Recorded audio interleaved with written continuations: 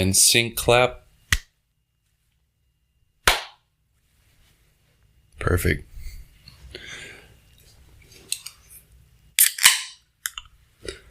Aloha. And mahalo, brother.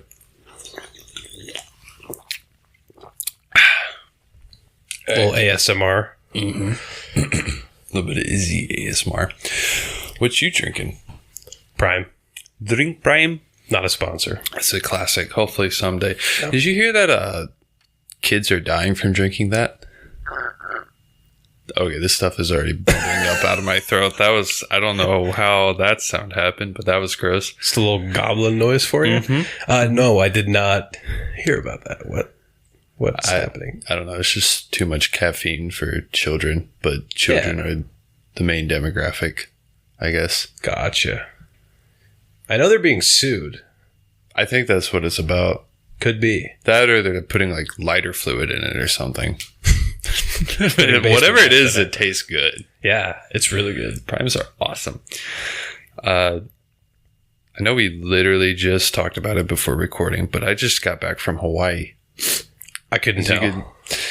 Mahalo and mahola. Mahala. Mahaka. No. Aloha and mahalo. Aloha and mahalo. That's what they say in the island, bro. Is this insensitive? I don't think so. I don't think so. But I'm not an expert. Roger that. I just know some of the lingo. That's it. And a little bit of what the language sounds like. Because I had to listen to the same Hawaiian lady say the same announcement over and over again in the airport while I waited for 3 hours to board our flight home because we got there way too early. That's fun. I feel very in tune with the sea, and I feel very chill now. It's all chill vibes. I got my little frat boy necklace and my Hawaiian shirt. Bought in Hawaii from a very nice old Chinese couple with a little souvenir tourist shop.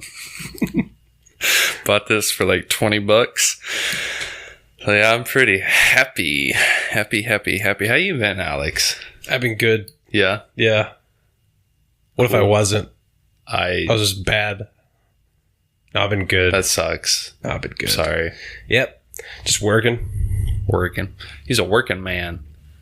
Workaholic over here, working long hours. Just been working on my basement meth tactics.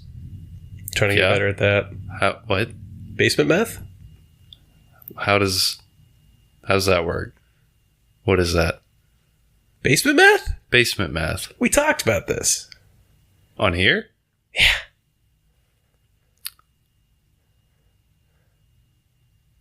No, I don't know. You're fried. I am fried. You're fried. I worked all day in the sun, and I think the camera stopped recording. Great start. This is a great start.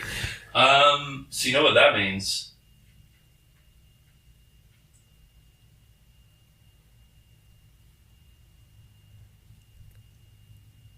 You really don't remember basement meth? I really don't remember basement meth. Basically, we're just not going to do camera on today's episode, which is fine because this is going to be a long episode, Alex. I'm strapped in. And the audience better be strapped in too because this is probably going to be a two-parter. Alex, do you remember what we're going to talk about today? You helped pick it out. Donner Party, but before that, you really don't remember basement meth? I really don't remember basement meth. You made a joke, I think it was either last episode or banana episode, about using like wasp spray. I do remember that. And then we made the term basement meth. Basement meth. Okay, yeah. Using window screens and wasp spray and electrocuting it with a car battery to make even more cheap bootleg meth. Yeah. Which is already like a poor man's cocaine. Yeah, it's great value even drugs. Cheaper more dangerous version of that. Kroger math. Kroger math. Yes. But Donner Party. Donner Party, yes. I guess preface, I am cooked out of my mind. I'm not high. I just worked all day in the sun. The shirt says otherwise. And I am dehydrated and very just out of it today. So if I sort of zone out, or if Alex asks me something and I just sort of don't respond for a long time, that's why. So I'm kind of like preemptively making excuses for myself for just sounding and acting like an idiot. But yeah, Donner Party. It's probably going to be a two-parter. It's very long. We have about 8 pages worth of notes, and typically when you and I do an episode together, we have about 4 or 5. Okay. So it's a lot. We'll see how this goes. But without further ado, let's get started. If you are unfamiliar with the Donner Party, if you've never heard of it, which I doubt, if you're listening to this, you probably have heard of it. And if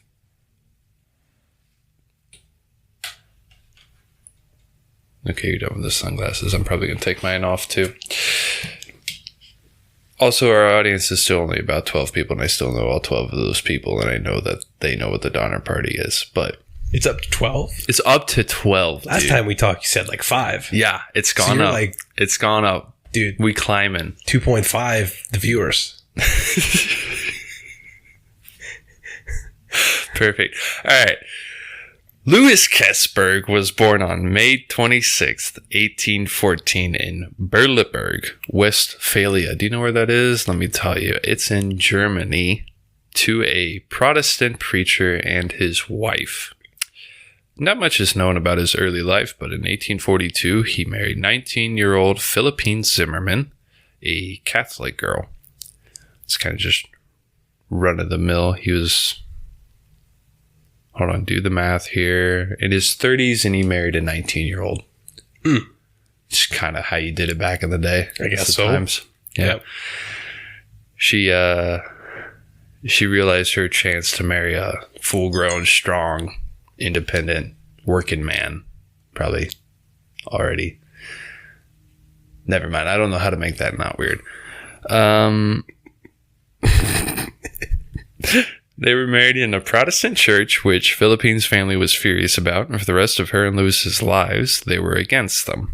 Louis supposedly worked as a traveling salesman in Europe, speaking both German and French, but due to pressures from the strong Orthodox culture, they then decided to immigrate to the U.S., arriving to New York on May 22nd, 1844. Louis had a talent with language and quickly learned both English and Spanish once in the States. By the way, real quick, one thing.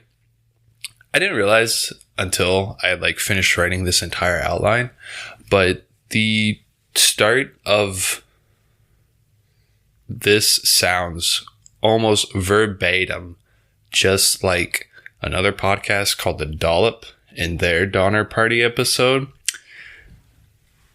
I did not realize that until after I wrote it and then listened to their episode of the Donner Party.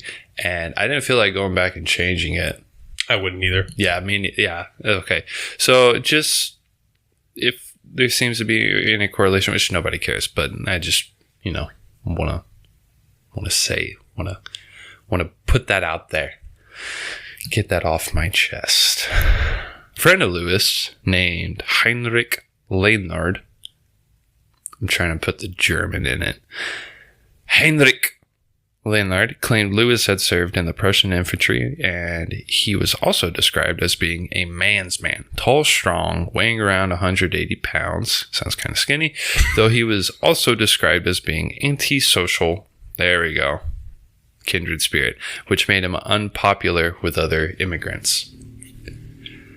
In 1845, the 11th President of the United States, James K. Polk, began pushing what he called Manifest Destiny. Is it bad that I've never heard of that president? I didn't. I haven't either. Polk? Until now. Polk. Polk. Polk. Polk. Polk. 11th president. 11th. I didn't know who he was until after this either. I feel like that's the worst president to be. The 11th. Yeah. Nobody remembers you. Nobody remembers. He's the manifest destiny guy. Okay. That's what he's remembered as. You know what that is? No. I just wanted to pretend like I did. Well, that's cool. That's what this podcast is about. Manifest destiny was, did I write it down actually? Was a claim that Americans were destined by God to push west across the continent and plant homes and communities, building cities across the whole country. Destined by God? Manifest destiny, brother. That's manifest. That's manifest destiny, dude. I've heard that term multiple times, but I've never knew what it meant. Well, that's the historical context. The great colonization of this beautiful country. We took it and we made it right. Oh. I almost hope this podcast doesn't actually get big now. End up like Shane Gillis. Just get canceled when she gets super famous. Yep. Like on SNL and then just, nope. I mean, he rode that wave good, though. He did. Yeah, he kind of... It made him like it more didn't famous. even work. No. I mean, it worked, but in an opposite way. Uno reverse. Uno reversed. That so hard. Worked out for him. It really did. He has a show on Netflix called Tires. It's got like Stavros Halkias, the fat Greek guy. He used to be on another podcast of the name of which I cannot say on here. Got it. It's called the Adam Friedland Show now, but it used to be called something else when he was on it, which I will not say. Fair enough. But yeah, nice guy, him, and like some other comedians, I guess, but their names I don't know. It's just about like a bunch of mechanics working in a tire shop. It's kind of funny. It's pretty funny, actually. I'm assuming it's like really sarcastic and just a play on life. Super. Okay. Super. Most of Shane's stuff is. Mm-hmm. Yeah. And he's just acting basically like how he does on his podcast the whole time. Yeah. I don't feel like he acts. I feel like Not he really. just is. Just the best kind of actor. Yes. Just is. Just is. Well, many pioneers took up the call and, starting in Missouri, began heading further and further west, settling in Washington, Oregon, and the great state of California. I can't believe they call it that. Yeah, some weird Irish guys called it. Really just added about 30 extra syllables and trying to make it sound nicer than it was. With some settling in between, like in the Midwest regions, Montana and Idaho. Many moved in big migrations like the Gold Rush in 1848, or like the Great Mormon migrations to Utah from 1846 to 1847. Utah. What's in Utah besides Salt Lake? A lot. A lot, dude. I haven't spent a ton of time there, but I've driven through like the whole state. It's got forest, Red Rock, Salt Lake. It's very diverse. You go to like the south side, like St. George in the southwest quarter and the southeast corner, like super Red Rock. It looks like Arizona kind of. But then as you get into Salt Lake, there's like a bunch of mountains. There's a side of it that's kind of like it is up here. Very diverse. Huh. Beautiful state. Only ever been to Salt Lake, literally just flying through. Yeah. The airport. Mm-hmm. That's it. Mm-hmm. That and Mormons. So many Mormons. Everyone I sold solar with was from Utah. It was a Mormon-owned company that I worked for. Great people. Utah. Whacked out But never mind. We won't go there. We will not talk but, about that. I've had lots of debates with them.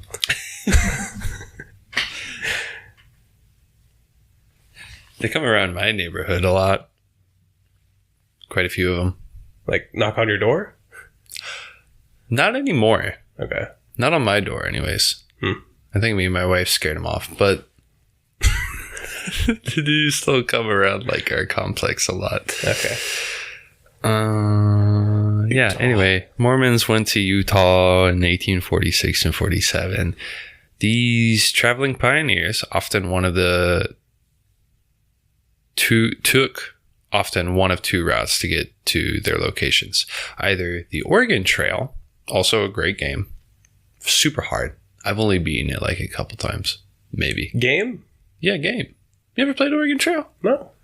It is an old computer game. Like, before, it was like a text game. Okay. And it kind of worked like, based off of like a dice system sort of, and you try to score to get supplies and stuff. Anyway, they made a card game for it that my family used to love, and we played it a lot. We only beat the game like maybe twice. And now there's a new version of the game I think you can download on the App Store that's like all colored and stuff. It sounds kind of like Catan. Yeah, it's kind of like that. It's like resource management, but it relies a lot on chance and like dice rolls and stuff like that. Okay. You can die of dysentery in the game. I thought that was the best part. Yeah. Never heard of it. Die of dysentery or a rattlesnake bite. If you get bit by a rattlesnake, you can either use a medicine item or like a medicine card, or I think roll to like suck it and spit it out. But if you don't get the roll, you die. Lots of chance. Cool. Lots of chance. It's fun. It's fun though, and it's hard. Now, anyway, they could use the Oregon Trail or they could use the California Trail. Both were essentially the same trail for the first 1,000 miles or so before splitting into two separate trails around Wyoming, I think. The Kesbergs got caught in the hype and in 1846 decided to join a wagon train heading to sunny Goldfield, California. They started in Springfield, Missouri, where they joined a group of other pioneer families. The Kesbergs by now had two children, 2-year-old Ada and baby Louis Jr. The group totaled around 31 people with other families like the Graves, Murphys, Breens, McCutcheons, Wolfingers, Eddies, and some Teamsters and single men looking for fortune and adventure. However, most prominent in the group, though, were the Reeds and the Donner families. The big names. Two well-to-do business families heading the entire expedition. The Donners consisted of George and Jacob Donner with their families. George was married to Tamsin Donner with their children Aletha, Leanna, Frances, Georgia, and Eliza. And Jacob was married to Elizabeth with their children Solomon, Will, George, Mary, Isaac, Louis, and Samuel. Just a haggle of children. 1 million children. And both of them also had stepkids, by the way. They brought in like 2 kids from previous marriages to their current families who they're pioneering with. And they were old too, by the way. George and Jacob were like 45 and 60 or something at this point. Yeah. Huh. Yeah, they're old. That little like name list off just reminds me of Genesis. One name after another. Yeah. And so begot him, and he begot who, and it's like David was 745 years old, and he had 98 children, and then it lists all of them. Solomon had 3,000 wives and more children than he could remember. Dude, I love like reading about people's names, like their kids' names back then, and when it lists off a bunch of names, because you know none of them are going to live, or like only a few of them are going to live. Mm-hmm. It's just, yeah. You have so many children back then because Well, first of all, birth control isn't very advanced back then. Second, because you need to have multiple children because, survival rate isn't that great. So if you want any of them to live, carry on the family name, you got to have a lot. Quantity. Mm-hmm. Quantity over quality, because quality didn't really exist. The Reeds consisted of James and Margaret with their children, Patty, James, Tom, and Virginia, along with Margaret's mother, Sarah Keyes. Kind of like Captain Keyes. Captain Keyes. Captain Keyes. I'm going to need your pistol, sir. How is it spelled? Keyes. Okay. Captain Keyes, the Covenant are on the ship. I have to... Dude, I've watched about 5 episodes of that show today. Before you got here, I got home from work and I just started binge watching them. I'm like, love, hate watching it. Yeah, I could tell when I asked you, "Oh, what do you think?" and you're like, "Eh." Yeah, because I'm like a Halo fanboy. Yeah. Okay. I'm gonna get very real here. I freaking love Halo. I'm such a nerd when it comes to Halo. I have played all the games except for Spartan Strike and the Weird Arcade game because those are gay. Same. But I have played all the main games, Reach, ODST, those guys, just all the way through so many times. I've read so many of the books. I've watched Forward Unto Dawn. The Halo Legends animated movie. It's like a bunch of short stories compiled into one movie like a dozen times. I am like a geek when it comes to that. So the fact that the Halo live action TV show barely holds within like the main canon is such a colossal disappointment to me.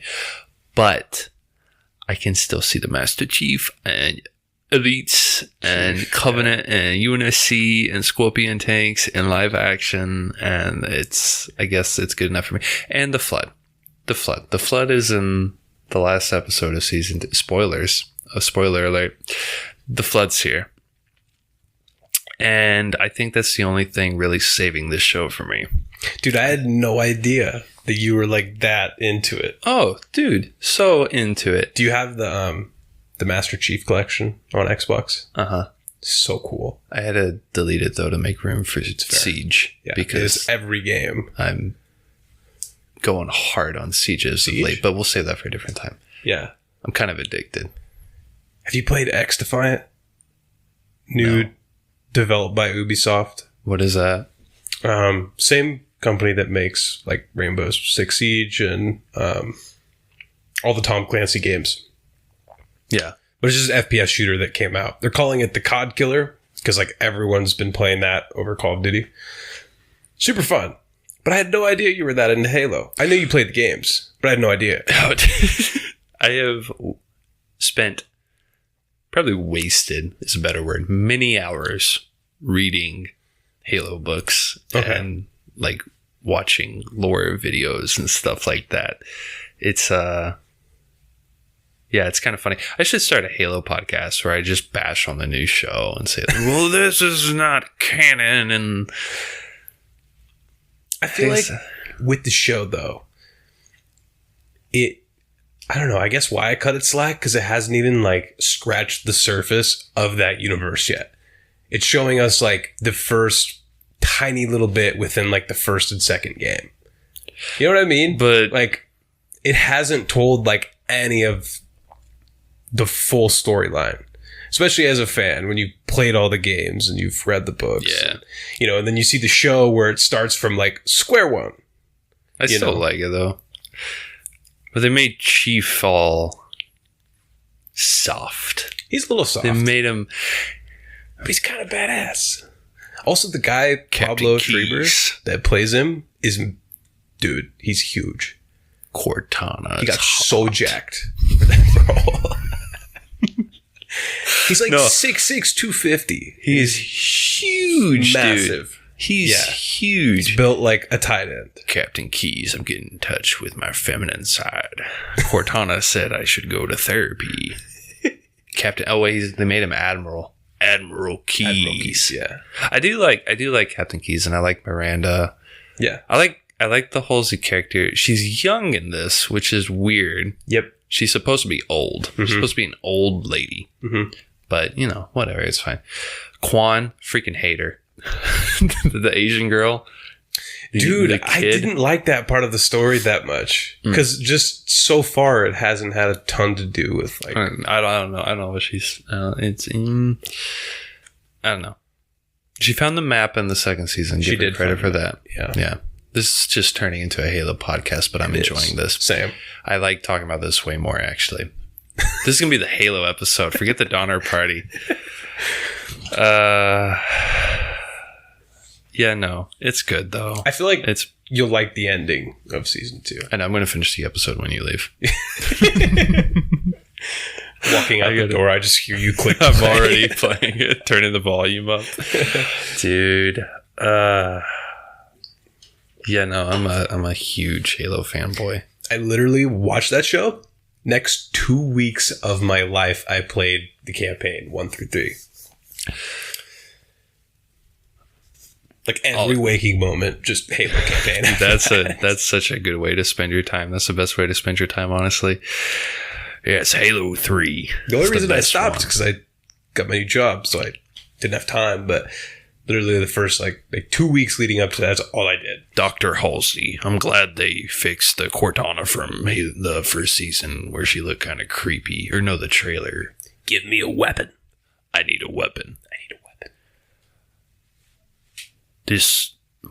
Wait, I think they made the voice actress is playing Cortana. Even like the model too. I think that might be her. I think that's what it is. Because she looks so different now. Yeah. It doesn't look like it did in the games. Yeah. Nothing Well, really does. the first season didn't look like it. Or the trailer or something. She looked all weird and CGI. And people hated that. She was creepy. She was creepier than the CE Cortana. The Halo 1 Cortana. That's the Captain Alex. That's the... Alex Keys. That's the Halo 1 Cortana. And if you remember in the cutscene, in the first cutscene in the game, when they wake up the chief, or no, wait, when Cortana's talking to Keys and they find the Halo and it shows her, she's kind of freaky and purple. Mm-hmm. She looks kind of creepy. My impression's really falling off. I need a weapon. I need a weapon. There we go. No, I kind of have the register there for a second. I need a weapon. That was good. I need a weapon. I can't do it. Chief, can I ask you what you're doing on that? Sir. I need a weapon. Sir. Finishing the fight now. No, I can't do it. I feel like we're the show Halo episode. I feel like where the show's a lot different. It shows you like Chief's life. That's the difference. It shows you like behind the scenes to the Spartans. Because in the games, you're just running around. You're just a Master cool, Chief, hunky... just committing genocide against the Covenant race. Okay? That's all you're doing in all the games. So many grunts. And you never see like what the everyday life of that universe. Turmoil. Yeah. I love the scene in the second season where Chief goes to a weird AI hologram brothel. Great scene. Best scene in the show, actually.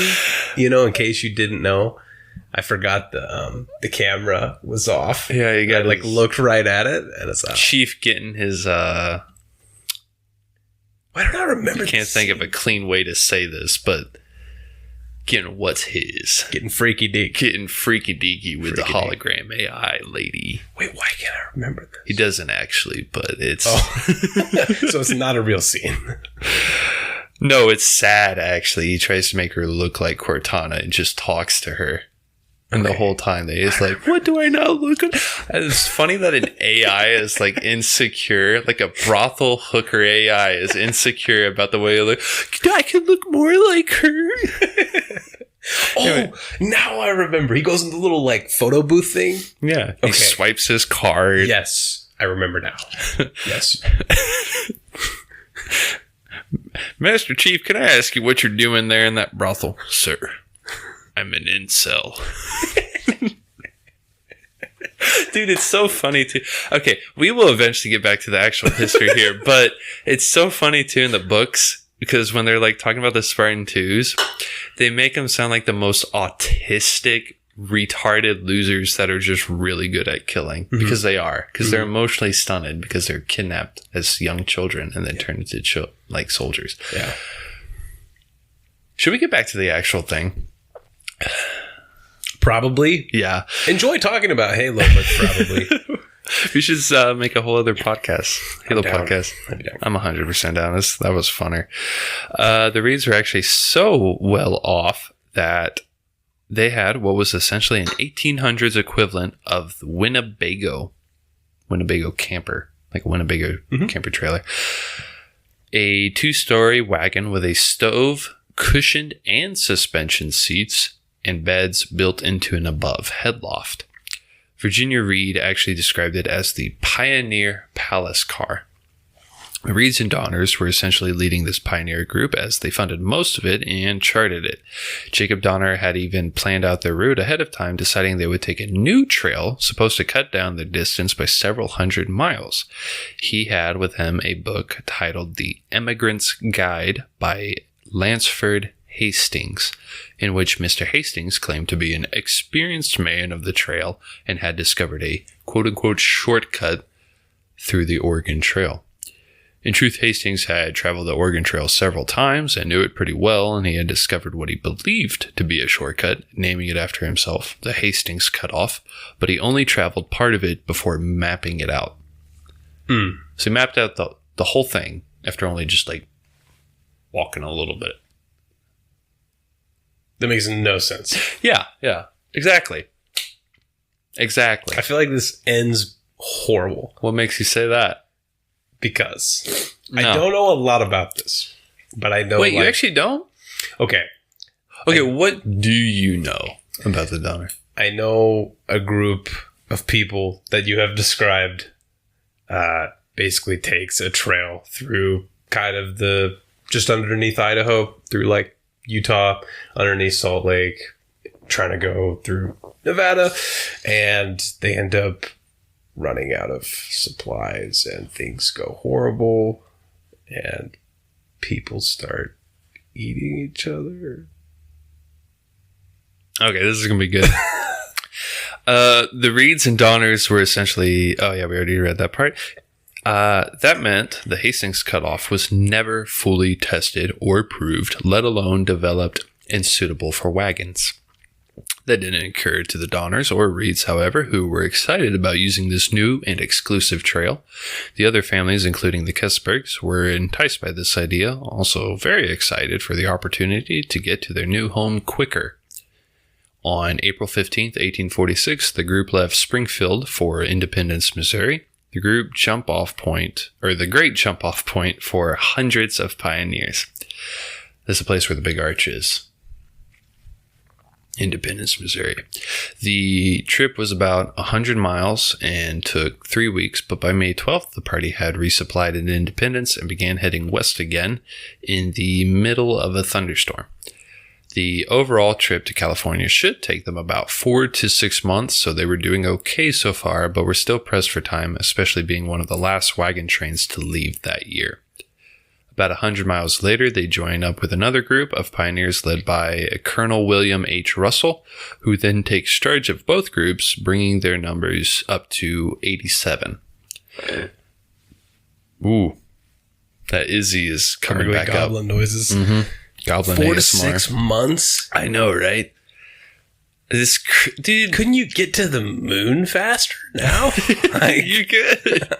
Traveling back then was insane. Dude, 4 to 6 months. Now you I get on feel- a plane and it takes like a couple hours. That's I crazy. know. I feel inconvenience if I have to like stop at Walmart on my way home or something. I did that today. I can't imagine saying, all right, pack up the wagon, say goodbye to everything and everybody you know. We're going to be hitting the trail for 6 months to our new home on the other side of the continent. You will never see these people again unless they somehow miraculously build a railroad that goes across the entire country. And also on top of that, we probably will not all make it to our destination. Some of us will probably die on the way. I'm assuming none of that was probably prefaced either. At least like the you might die part. Probably not. Probably nobody really liked to talk about that part that much. They probably just I'm sure they probably shoved it down. Or just like, ignore it's going to be a We're blast. fine. We got jerky and that's it. Dried fruit, cornmeal. We got cornmeal and jerky. We're good. Martha's pregnant. For 6 We're bringing my mother-in-law. I cut my hand and I have a horrible infection now.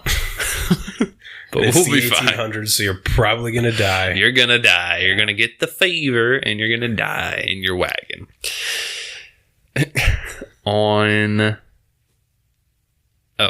By May 25th, the caravan had made it to the Big Blue River near modern-day Maryville, Kansas, but were postponed from crossing because the water was too high to ford.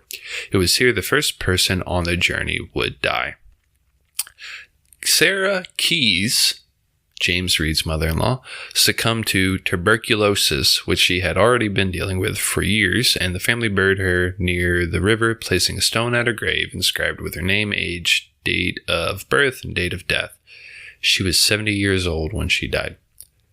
Sarah wasn't the only very elderly person in the group, though. Another man named Hardcoop was present, and he, too, was almost 70. He was alone in the group and had to walk unless someone offered to let him ride or he paid to get a ride. Eventually, he did get a ride with the Kessbergs. Since the river was now receding, the pioneers had to resort to building ferries in order to cross, which took up even more time, but did work out pretty well. Once all across, they began on their way again, following the Platte River for the next 4 weeks until they reached Fort Laramie on June 27th, a week behind schedule now. There, James Reed bumped into his friend James Clement. Clement had actually just traveled east from California with Lansford Hastings via the Hastings Cutoff. Clement warns James not to use the cutoff because not only is it not shorter, but it's harder and extremely undeveloped. Clement and Hastings had a hard enough time on foot and horseback. The pioneers' wagons wouldn't be able to handle it whatsoever. Not to mention, it crossed south of Utah's Great Salt Lake, through desert, and through the treacherous Sierra Nevada mountains. Clement urged James to use the original trails instead. This irked James and the rest of the party, but not long after, he received a letter from Lansford Hastings waiting for them at the Continental Divide, saying he would meet the pioneers at Fort Bridger, Wyoming, and lead them personally through his shortcut. The wagon train arrived at Little Sandy River, Wyoming, the point where the Oregon Trail went north and the Hastings Cutoff started. Most of the pioneers, along with Colonel Russell, decided to use the official route. They were the smart ones. Said their goodbyes and headed north. The Reeds, both Donner families, the Kessbergs, and a few others stayed. This smaller group elected George Donner to be their new leader in the absence of the colonel. Finally, on July 28th, they reached Fort Bridger, but no Lansford Hastings. Instead, they found a note Hastings left telling them he'd left ahead of them with another group and they should catch up. It's a good omen right there. That's so weird to think about, because you know how you get like a spam email? This is the 1800s equivalent of it. But it's like, just imagine. Like, you could like write somebody a letter and it could just like not be real. Like, yeah, we'll just travel, a state. It's going to take us a month, but we'll meet him there. I'll take him on his word. So a lot of people did. In the 1800s, there's a lot of counterfeit currency going around because no way to verify it. Yeah, and the federal bill, what we use now, didn't really exist. Mm-hmm. It was all like by state, by county, banks, private banks would print their own currencies. So like people were getting away with counterfeit currency like crazy. And that's where the Pinkerton Pinkerton Foundation came from. Okay. Was tracking down like counterfeiters and also framing tons and tons of people for crimes they didn't commit. And then they became the Secret Service and the Anti-Counterfeit Agency of modern day America. But that's a different episode for a different time, probably. So basically, trust the government. Trust the government. Is here to help. They would never do anything sketchy. They have your best interest in mind. All the time. 100% all the time. Yeah. Ask the Native Americans.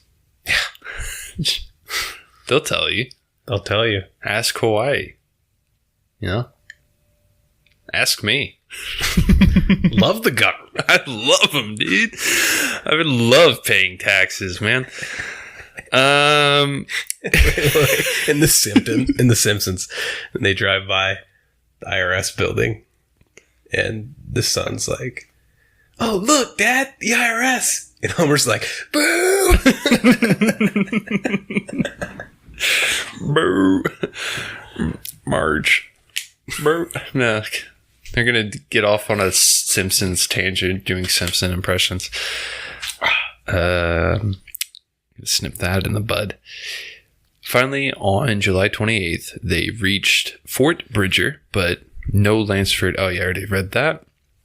They got some R&R for a few days and began their journey again on July 31st.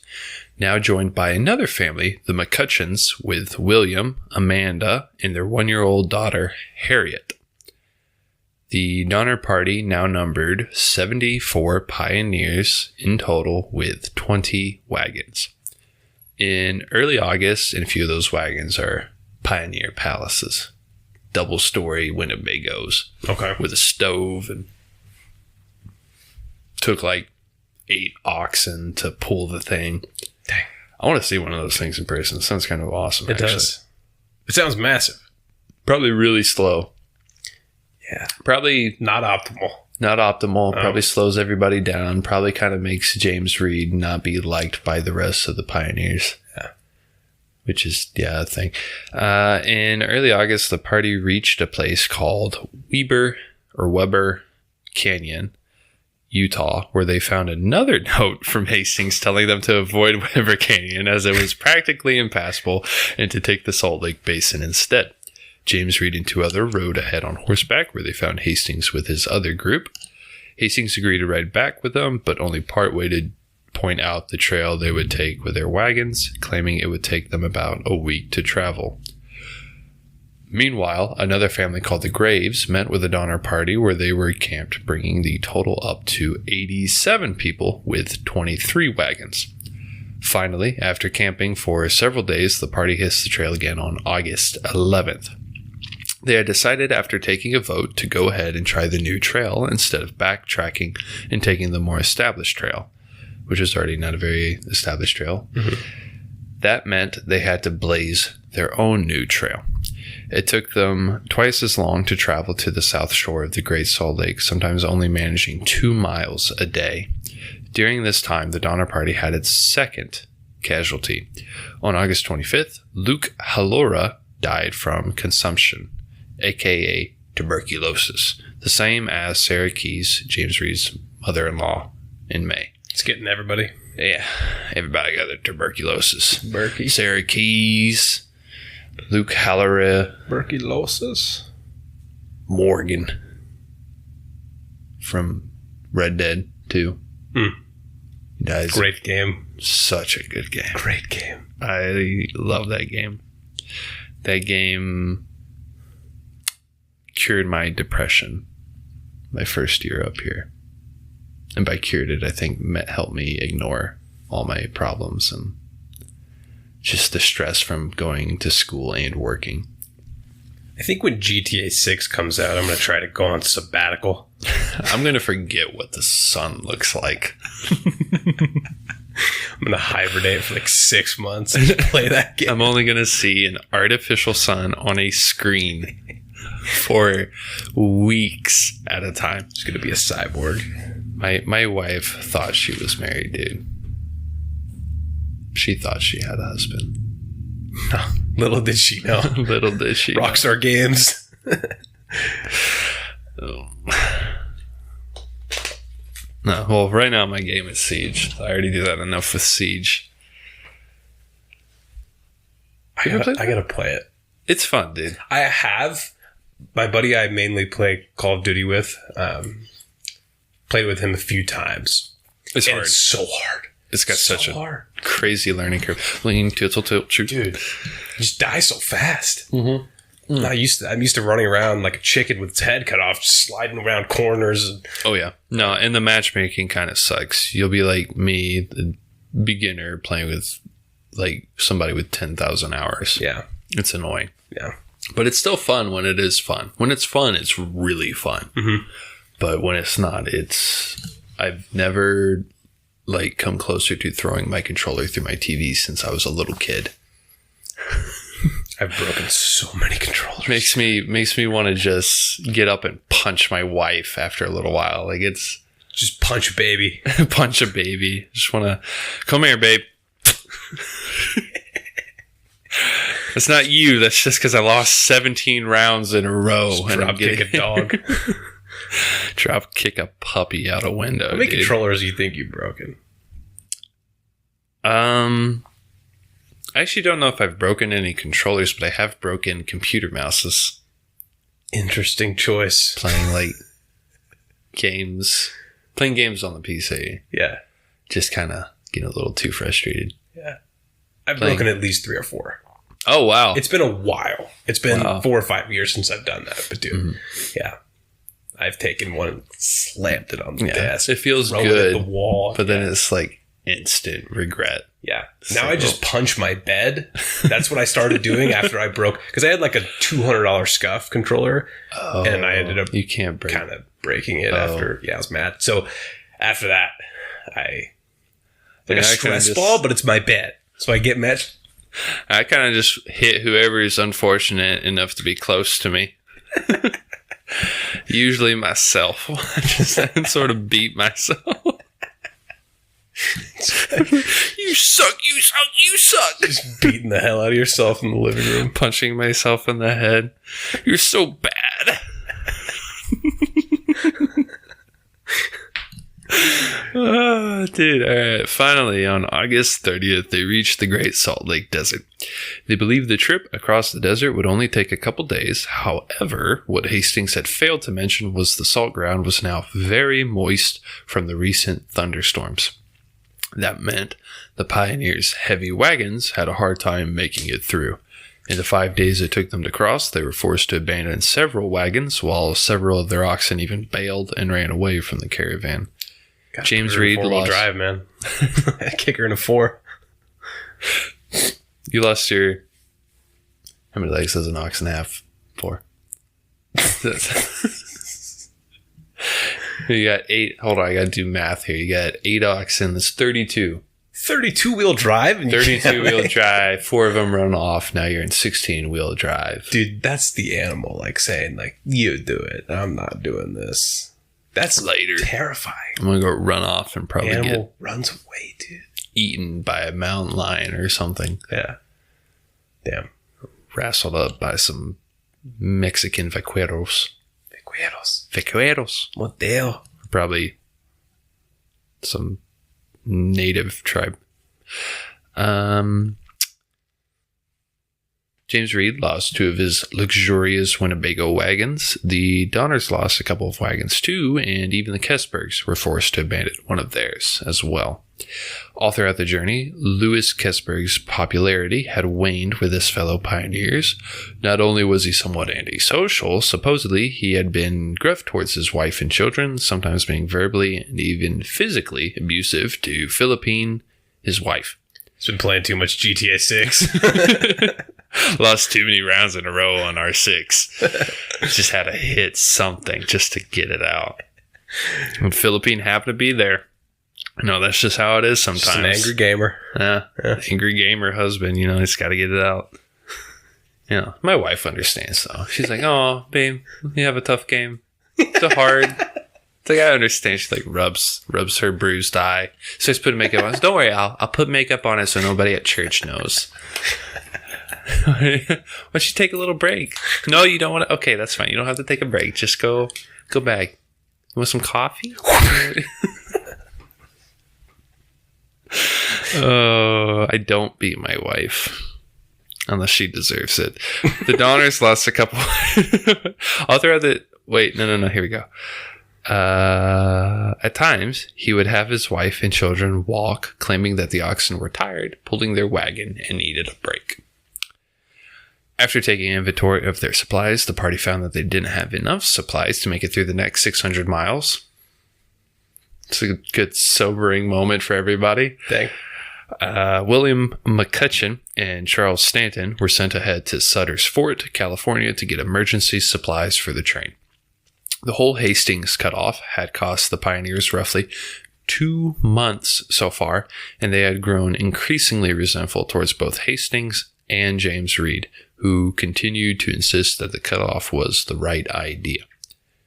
And probably Jacob Donner, too, who had the book as well. In late September, the party traveled along the Humboldt River as they neared the mountain pass. They were accompanied by Paiute natives who traveled with them for a couple days before shooting some of their livestock and stealing some goods. It's exactly what you want your guide to do.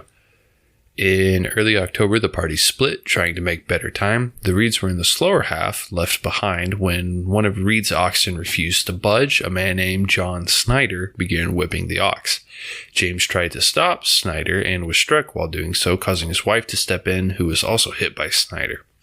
After this, James basically saw red, I guess, and plunged a knife into Snyder's collarbone, killing him. That's the third casualty of the Donner Party. That night, real, dude. I feel like everyone's just about to die. Somebody got stabbed, and we haven't even gotten stuck or anything yet. That night, the group met in a mock court progression. As American law was not applicable where they were, they had to decide on their own justice. Most people believe Snyder had hit both James and his wife. However, people by now really didn't like Reed and blamed him for the predicament they were in. On top of that, Snyder was popular with the group. Most wanted to do something about Reed. Louis Kessberg suggested having him hung. Eventually, they decided to banish him instead. They would keep his family with them and take care of them, but James would have to travel the rest of the way to California on his own without any extra supplies. However, Virginia Reed, his stepdaughter, had compassion on him and would sometimes ride ahead to give him supplies, including food and even a rifle. All right. And now this is sort of the second part of my notes where things start to get good. But I think we're going to end this one here, because I want to squeeze episodes out of this. Yeah, dude. And we haven't even touched the surface. Oh, no, it gets so much better. We talked about Halo for about 25 minutes. Yeah. Gotta do a Halo episode. We should. Yeah. We should, just for goofs and giggles. Yeah. I do actually, maybe in October, want to do some spooky themed stuff. Mm-hmm.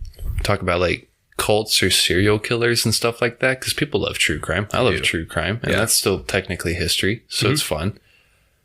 Yeah, maybe we'll do that.